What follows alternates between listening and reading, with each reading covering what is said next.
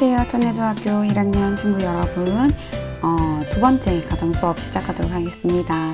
지난 시간 영상 잘 봤나요? 지난 시간 영상이랑 화면이 조금 달라졌죠?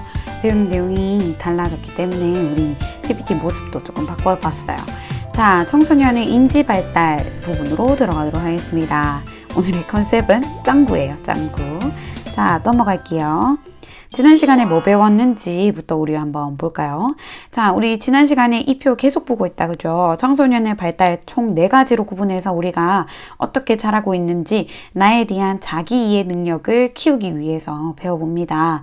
첫 번째 신체적인 거, 인지적인 거, 정서적인 거, 사회적인 거 배워야 되는데 우리 신체적인 거 잠깐 봤고요. 정서적인 거 지난 시간까지 했죠. 이번 시간에는 인지적 발달에 대해서 해보도록 할 거예요. 2주 전에 우리 청소년기의 발달에 대해서 학습하면서 신체적인 발달에서는 성장 급등, 성조숙증과 같은 내용들 배웠고요. 정서적 발달에서는 주된 단어 바로 전전두엽이었습니다. 전전두엽의 성장에 따른 변화들 봤었어요. 기억나죠? 자, 들어가기 전에 선생님이 넌센스 퀴즈를 낼 거예요. 무슨 뜻일까 맞춰보세요. 첫 번째. 자, 공포의 아재 그림 퀴즈. 아래 그림의 제목은 무엇일까요? 뭔가 이렇게 머리가 기네. 답은 뭘까요? 그렇죠. 장발장입니다. 머리가 긴 장롱 장발장. 아재 그림 퀴즈였죠. 그 다음 두 번째 거는 선생님 답 말 안 해줄 거예요. 여러분들이 보고 한번 맞춰보세요. 자, 4글자네요. 이렇게 양초가 있고 코 부분에서 뭐가 나오고 있네. 자, 이거 뭘까요? 4글자. 잘 한번 생각해보고 스스로 한번 맞춰보세요. 자, 그러면 우리 그 다음으로 넘어가도록 하겠습니다. 자, 인지 발달이란 뭘까? 자, 인지가 뭐예요? 아까 넌센스 문제를 풀기 위해서 우리는 어떤 신체 부위를 제일 많이 썼어요? 순간적으로. 그렇죠. 바로 뇌. 머리를 막 굴렸단 말이죠. 자, 인지라는 건 기억, 상상, 추리, 문제 해결 등 정보 처리와 관련된 모든 정신 과정을 우리가 인지라고 합니다. 그러면 이 인지는 어디서 일어날까요? 그렇죠. 뇌에서 일어납니다. 그러면 인지 발달이란 어떤 걸 의미합니까? 뇌의 발달과도 같구나라는 걸 알 수 있게 됩니다. 하지만 이런 뇌의 발달은 출생 시부터 유아기, 청소년기까지 계속 변화하고 있지만 키가 크는 것처럼 우리 눈에 보이지 않아요. 오, 야, 너 뇌가 많이 발달했다. 너 나보다 뇌가 한 10% 정도 더 발달했네? 이렇게 구분하기가 어렵다라는 거죠. 눈에 보이지 않으니까. 그러면 인지가 발달하는 건 어떻게 알 수 있느냐? 우리보다 더 어린 아이들을 보면 아, 내가 저런 시절에 바보였군. 지금은 훨씬 똑똑하구나 라는 걸 알 수 있게 됩니다. 자, 귀여운 3살 아이에게 질문을 합니다. 자, 친구야, 엄마 이름이 뭐예요? 물어봤더니 아이는 어떻게 대답했을까? 엄마. 다시 한 번 더 물어봐요. 엄마 이름이 뭐예요? 엄마. 이렇게 대답한다라는 거죠. 엄마는 엄마일 뿐, 엄마의 다른 이름을 알아내는 건 아직 어렵다라는 거죠.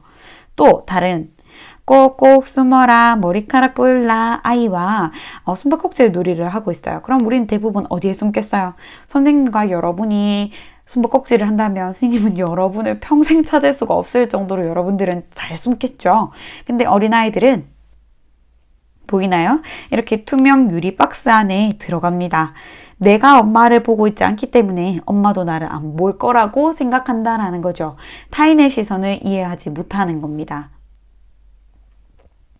액체 실험을 한 번 더 해볼까요? 4살 예준이에게 물그릇이 담긴 2 물그릇을 보여줍니다. 자, 하나는 파란색 물, 하나는 빨간색 물. 그리고 선생님이 예준이한테 설명해요. 예준아, 여기 2개에 들어있는 2그릇 안에 물은 양이 똑같아. 알겠지? 물 양이 똑같아. 그 다음에 선생님이 물컵을 바꿔요. 파란색 그릇에 있던 걸 그냥 길쭉한 그릇으로 바꿔 담기만 합니다. 요렇게 차이가 나죠. 그러면 선생님이 다시 물어요. 예준아, 둘 중에서 어떤 게 물이 더 많아? 그럼 예준이는 뭐라고 대답해요? 파란 거예요. 이거요. 이렇게 대답한다라는 거죠. 왜? 어린아이들은 높이로써 양의 가늠을 하게 된다라는 겁니다. 하지만 이건 7살만 돼도 달라져요. 7살 아이에게 똑같이 보여주고 물컵의 종류를 다르게 했습니다. 그리고 나서 다시 물어보죠. 2개 중에 뭐가 물이 더 많을까요? 그럼 이 아이는 이렇게 대답하죠. 똑같아요. 우리도 이렇게 대답할 수 있다는 겁니다. 이게 바로 인지 발달이라는 거예요. 깍꿍 노래가 재밌다라는 건 상대방이 순간 사라진다라고 생각하기 때문에 재밌지만 우리는 그 손수건 뒤에 그 사람이 존재한다라는 걸 알고 있기 때문에 더 이상 깍꿍이 재밌지 않다라는 거죠. 그러면 청소년기에는 어떤 일이 생길까요? 뇌 속에서. 청소년기에는 뇌의 기능이 급격하게 발달하게 됩니다. 그러면서 한층 더 스마트, 한층 더 똑똑해지게 되죠. 구체적인 물건으로 생각을 하던 어린 시기를 지나서 우리는 이제 상상이 훨씬 더 풍부하게 가능해집니다.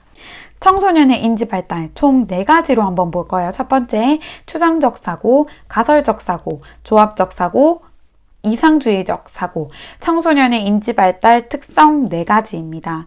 청소년은 이러한 4가지의 특성을 가지고 발달을 하게 되는데 간단하게 설명을 들어보죠. 자, 첫 번째, 추상적 사고입니다. 선생님은 제일 좋아하는 음식이 바로 탕수육이에요. 선생님은 이 탕수육을 먹을 때 어떤 감정이 들겠어요? 바로 행복한 느낌을 받게 됩니다. 자, 그러면 탕수육과 행복함 둘 중에서 추상적인 사고는 어떤 걸까요? 그렇죠. 바로 행복함입니다. 추상이란 눈에 보이지 않는 사물이나 현상, 개념 등을 생각할 수 있는 걸 우리가 추상이라고 하게 됩니다. 그래서 정의 이런 것들은 눈에 보이지 않죠. 그렇지만 정의란 어떤 걸까? 라고 생각할 수 있게 된다는 겁니다. 그러면서 농담도 훨씬 더 잘 이해하게 되고요. 속담이나 은유, 빗대어 표현하는 것도 잘 생각하고 이해하게 되죠. 자, 예시. 태양과 달 깨어있는 A. 그럼 A 안에 들어가 있는 건 뭘까요? 관계가 성립을 해야 되겠죠. 태양과 달. 그럼 깨어있는 A. 그럼 깨어있는 자고 있는 이렇게 되어야 된다는 거죠. 이런 것들도 우리가 이해할 수 있게 돼요. 자, 두 번째, 가설적 사고입니다. 가설이란 어떤 사실을 설명하기 위해서 설정한 가정인데요. 이거 말이 어려운데. 자, 만약 이렇다면 이런 결과가 나오지 않을까라고 설정한다라는 뜻이에요. 이거의 제일 대표적인 건 스무고개 놀이입니다. 20번의 기회 안에 상대방이 낸 문제를 맞춰야 되는데 우리가 문제를 맞출 때에는 어느 정도 일정한 답을 생각해 놓고 이거에 맞아? 이런 거가 맞아? 이런 종류 맞아? 라고 물어보게 된다라는 거죠. 즉 답을 A라고 가정한 다음에 질문을 하게 되는데 아닐 경우 어떻게 해요? 다시 또 바로 다른 걸로 수정하게 되죠. 그래서 가설적 사고에서는 내가 만일 범인이라면 어떻게 했을까? 이 단서를 다 조합해 봤을 때 범인은 바로 그 사람일 거야. 문제를 해결하기 위해서 여러 가지 가설을 세우고 단계적으로 생각해서 답을 찾는다라는 겁니다. 세 번째, 조합적 사고예요. 문제에 대한 모든 가능성을 찾고 이를 조합해서 문제를 해결한다라는 뜻인데 말이 어렵죠. 자, 예를 들어서 내가 주황색을 만들어내기 전에 빨간색과 노란색을 섞어야 주황색을 만들 수 있지. 자, 이런 가능성들을 조합해보면 실험을 하기 전에 미리 결과를 예측해보고 문제에 대한 모든 가능성을 찾아서 조합할 수 있다는 겁니다. 그럼 다른 말로는 내가 교복을 구입해야 된다. 교복을 구입하기 전에 생각해야 되는 것들은 어떤 게 있어요? 사이즈도 있고 AS가 잘 되는지도 봐야 하고 품질도 봐야 하고 디자인도 봐야 하죠. 디자인도 고려하고 또 가격도 고려해야 되고 교복을 파는 가게가 우리 집이랑 멀진 않은지 그 다음에 그런 의견도 있을 수 있죠. 그 교복사를 대표하는 모델, 광고 모델은 누구인가 그 광고 모델에 따라서 바뀔 수도 있고 자 이런 것들 그래서 교복 하나를 구입할 때도 우리가 여러 가지를 다 조합하여 하나를 결정 짓는다라는 걸 의미합니다. 그리고 마지막 이상주의적 사고 자신의 이상적 기준에 맞춰서 현실을 비판하고 이상적인 미래를 생각하게 되는데요. 즉, 이건 여러분들이 현실과 이상을 구분하는 능력이 더욱 잘 자랐기 때문이에요.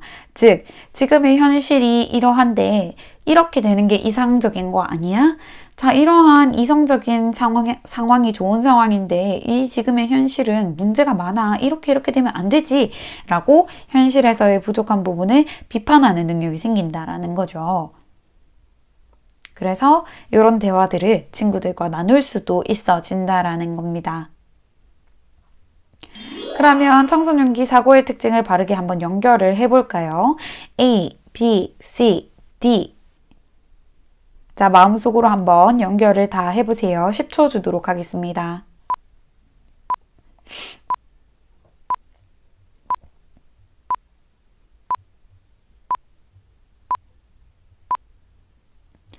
자, 그럼 답은 어떻게 연결될까요? 그렇죠. 이렇게 연결되게 됩니다. 다 맞췄나요? 그러면 그 다음 걸로 넘어갈게요. 청소년기 사고의 특징, 자기중심적 사고. 자, 자기중심적 사고에는 두 가지가 있는데요. 첫 번째, 상상적 관중, 두 번째, 개인적 우화입니다. 이런 말을 아마 처음 들어봤을 거예요. 자, 이런 것들은 어떤 걸 의미하는 걸까? 자, 청소년기에는 상상적 관중이라는 사고를 하게 된다라는 겁니다. 자, 예시. 자, 여기 가운데 학생이 걸어가면서 오늘 옷차림에 신경을 좀 썼더니 모두 나만 보네? 이렇게 뿌듯해하며 걸어가고 있죠. 하지만 실상은 철수 안녕? 유리야, 오랜만이야. 서로 나를 바라보고 있지 않지만 다 나를 본다라고 착각하게 된다라는 거죠. 왜일까? 우리는 왜 그렇게 될까요? 청소년기에는 좀 더 타인의 역할이나 관계에 대해서 우리가 추리할 수 있게 됩니다. 내가 이 말을 했을 때 타인이 이렇게 생각할까? 타인들과의 관계는 어떠한가? 이런 타인은 뭐라고 생각할까? 이런 것들을 추리하면서 왜냐하면 그 과정 중에서 자신의 신체나 행동에 집중한 나머지 내가 이렇게 하면 남들이 어떻게 생각할까에 집중한 나머지 타인들도 자신에게 집중할 거라고 잘못 가정을 세우게 된다라는 거예요. 그래서 제일 대표적인 예시가 얼굴에 뭐가 조금 났다거나 하더라도 이거에 굉장히 신경을 쓰게 된다라는 거죠. 또는 나의 외모를 타인이 굉장히 많이 비판하고 평가할 거라고 생각을 하다 보니 실제로 10대들에서 화장을 하는 이유 첫 번째가 예뻐 보이고 싶어서 타인의 시선을 의식하는 일들이 많다라는 겁니다. 여드름이 난 친구가 걸어가고 있는데 주변 친구들은 그냥 이 친구가 아닌 자기들끼리 얘기를 하는 걸 수도 있음에도 불구하고 다 나를 쳐다보고 있어. 짜증나. 이렇게 느끼게 된다라는 거죠. 두 번째입니다. 개인적 우화. 자신은 매우 특별하다고 생각하죠. 물론 여러분들은 매우 특별합니다. 하지만 내 상황만 특별하고 그래서 나는 죽거나 다치거나 나한테 불행한 일은 절대 안 일어나. 이렇게 생각하게 된다라는 겁니다. 그래서 이런 경우들 있죠. 무리한 행동 또는 위험한 행동 이런 경우에도 이거 뭐 괜찮다, 이거 안 죽는다, 떨어져도 안 죽는다, 안 다친다 라고 하게 되면서 청소년들의 위험한 행동이 사고로 이어지는 경우가 매년 발생하고 있다라는 겁니다. 또 여자친구가 생길 경우에 여자친구랑 굉장히 사이가 좋다가 헤어지게 될 경우에는 이렇게 가슴 아픈 첫사랑을 하는 사람은 세상에 나 말고는 아무도 없어 하면서 매우 좌절하고 슬퍼하게 되는데 실제로 이러한 것들이 청소년기 스트레스의 원인이 되기도 합니다.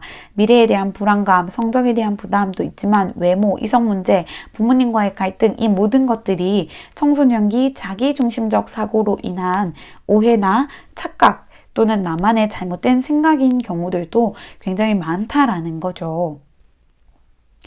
이러한 자기중심적 사고는 타인과 자신에 대해서 객관적으로 이해하게 되면 약화되는데 그렇기 위해서는 어떻게 해야 될까요? 다른 사람들의 이야기를 많이 듣고 다른 사람들은 이렇게 생각했구나. 내가 생각한 거랑 좀 다르네.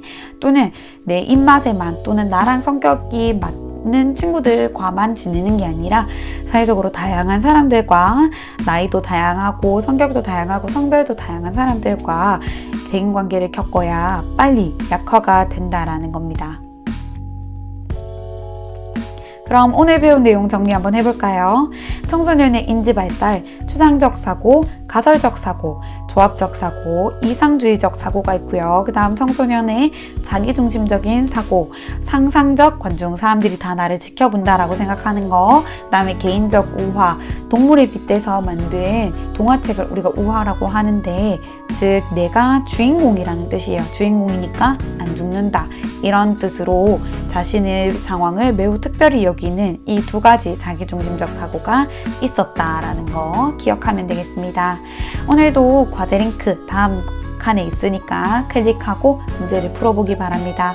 질문이 있다면 과제 링크로 남겨주세요. 선생님이 피드백 해주도록 하겠습니다. 오늘 수업도 잘 들었고요. 그럼 다음 시간에 보도록 합시다. 수고했습니다.